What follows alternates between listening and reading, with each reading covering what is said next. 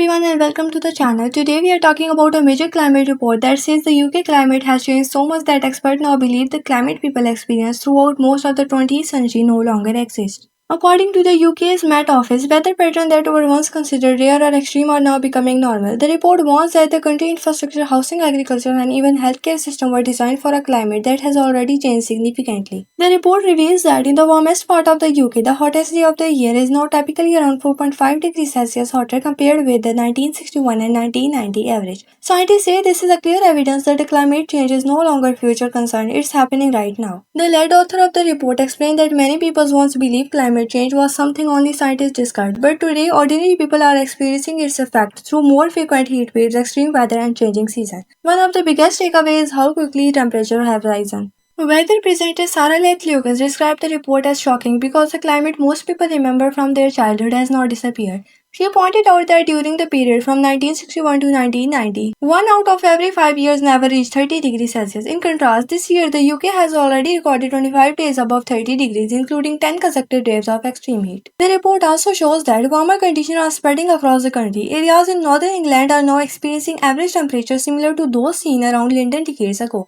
Even colder mountain regions in Scotland are losing their traditional cold climate. Experts say this warming isn't just about hotter summers. Milder winter means fewer freezing conditions, allowing insects and pests that were once controlled by cold weather to survive in greater number.